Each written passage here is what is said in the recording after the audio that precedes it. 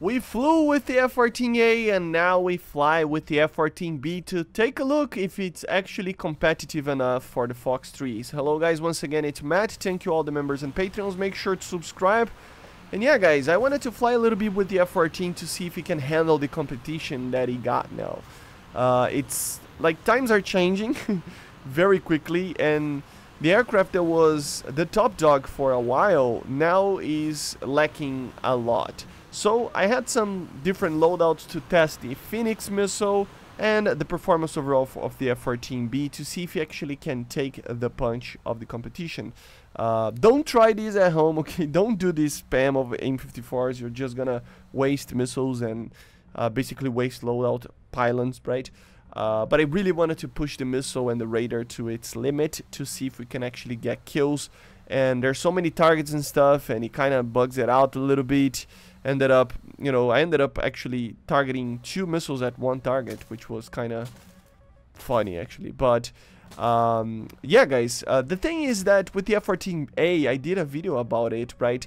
It is very easy to get lower tier matches, you know, and with that you get some very easy and very good kills with the F-14A. It's, you know, nothing kind of compares to it in those BR sometimes, you know, depending on the match that you get. But sometimes you get a higher BR and then it's kind of okay because there's no Fox 3s or anything like that. You know, there will be some F-16s that are in 12.0, 12.3 maybe. There will be some, you know, third generations that might use some Fox 3s, but the number of them appearing on the match is kind of low. So the F-14A is an amazing aircraft right now, probably one of the best at those ranks. You know, it really is fun to fly with that thing, and it really is competitive. On the other hand, with the F-14B, we have a different line of thinking. There are 2 types of battles that you will get. A very high BR match that you will get destroyed very quickly sometimes, and this type of match that we are right now. In this type of match, yes, the Phoenix can be very useful, and it kind of becomes the same as the F-14A. You know, it's a Fox 3 missile where nobody else has Fox 3 missiles normally. You still have the Sparrows if you want to use them. The AIM-9L is still competitive. Yes, there will be from time to time an F-16 and MiG-29 that will have some better missiles, but overall, I mean, they're at least on par with it. You were on par with them, you know, in the dogfighting capability you can still do well. You know, MiG-29 sometimes will only have R-60Ms. The F-16 will only have AIM-9Ls as well. So it's not like you are severely outmatched. You can do very well. But then, from time to time, you will get a match that is filled with top tiers. And when that happens, then you start to suffer. Because at one point you will get AIM-120s, R-77s, stuff like that being fired at you, and I gotta be honest, if you flew anything that is using like anything that it's not a Fox 3 and is facing some Fox 3s like that, you will end up getting killed. You know, it doesn't matter if it's an R-27ER, if it's a Sparrow missile, if it's even an AIM-54. If you face AIM-120s, R-77s and stuff, it's really difficult to stay alive. The tactic would be to fly low and just try to get closer to the target so that you can actually have a chance. But even then, they are very effective at low ranges, those missiles. So it's a very dangerous environment for you to actually play in. So it's kind of a mixed aircraft, to be honest, right now. Depending on the BR, it's almost OP even. And depending on, I'm not gonna say OP, like it's not OP, but depending on the BR it's amazing and you can destroy a lot of targets, and depending on the BR you're just gonna get killed very easily, right? And you gotta think about the type of match you are in to actually know about that, and try to prepare yourself and do different tactics, especially at early stages of the match, to actually know what you're going to be doing and plan yourself to not die very easily. And of course, in later stages of the match as well, you gotta be ready for what's coming, right? You gotta be ready for the type of gameplay that is going to be a little bit different than the normal thing that you are accustomed with the F-14B. So it's a very, very different type of gameplay that you were probably used to when you started playing with the F-14 or just before the patch. Basically, it really, really is. I mean, half the matches at least, right? And even the matches that don't have a down tier, you know, kind of situation going on, you still have like a chance of having, for example, I don't know, a J8F or I don't know, something like that, a Sea Harrier or something firing AIM-120s at you. So you do really need to be careful, okay? So that's kind of my idea with the aircraft. I'm trying to decide what is the best loadout. To be honest, I tried 3 different matches with different loadouts here that I showed to you guys. At the start, I was really pulling the AIM-54 in 6 like configuration launches just to see if you get kills. You do get kills, but there is kind of a factor of if it is a down tier, you probably will get 2-3 kills with the 6 Phoenixes, or if you get 4 or 2 Phoenixes, at least 1-2 kills, you know. But if you get an up tier, if you get the top tiers, you're probably not gonna get a kill. You know, it's really, really, especially for targets that are flying very high. Right now, people are having a lot of situational awareness, and then they just avoid the missile altogether, and it's kind of difficult to get a kill, right? So I would have different loadouts for different BR matches. I would probably have 2. One of them with 4 Phoenixes for a lower BR match, and then 2 Sparrows and 2 AIM-9s. And then one for higher tier matches with 4 Sparrows and 2 AIM-9s, and of course 2 AIM-54s. The AIM-54 is not useless, but it is a harder missile to get kills with in certain situations, right? So yeah, I would take that as a normal kind of loadout options for these aircraft, okay?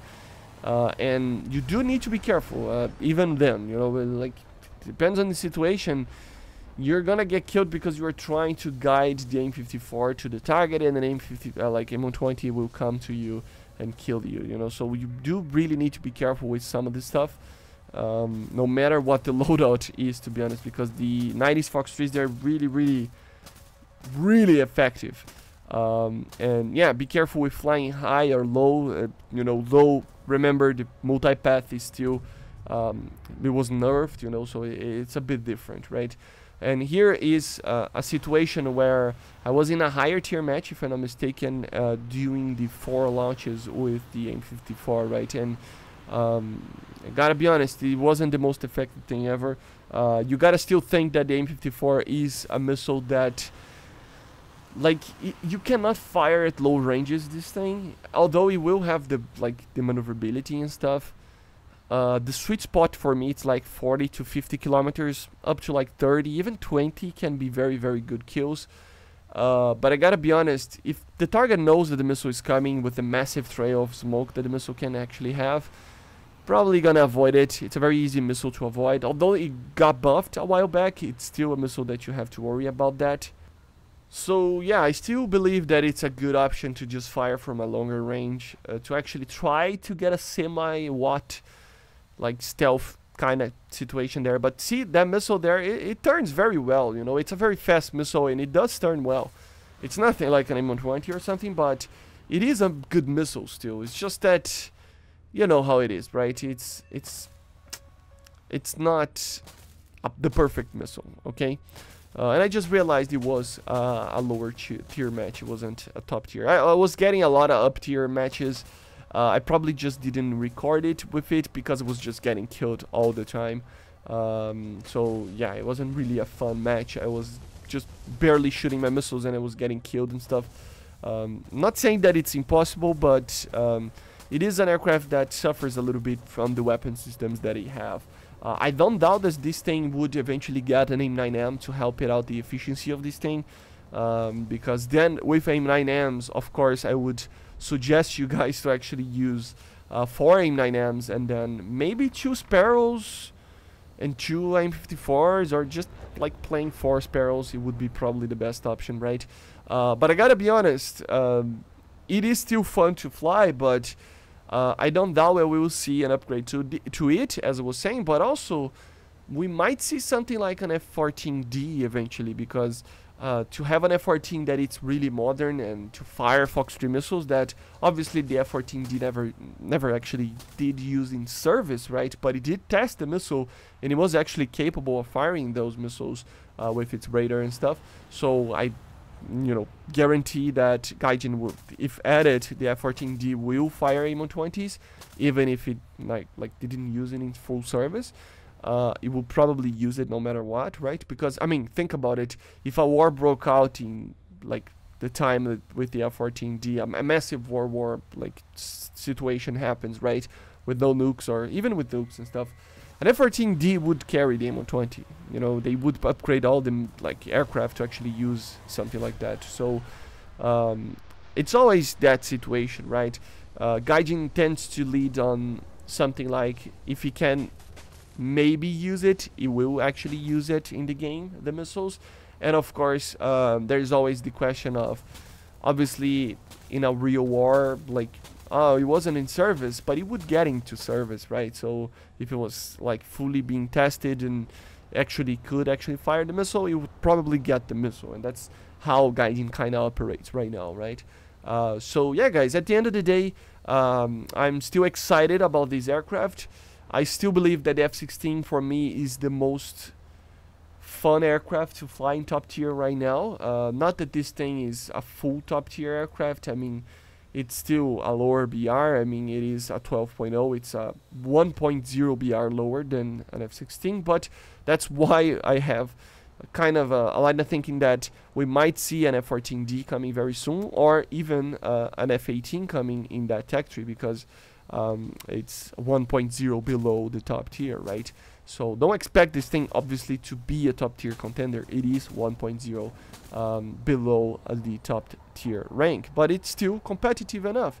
You just gotta be careful, maybe not getting into dogfights against F5Es. That would make you be a little bit more survivable.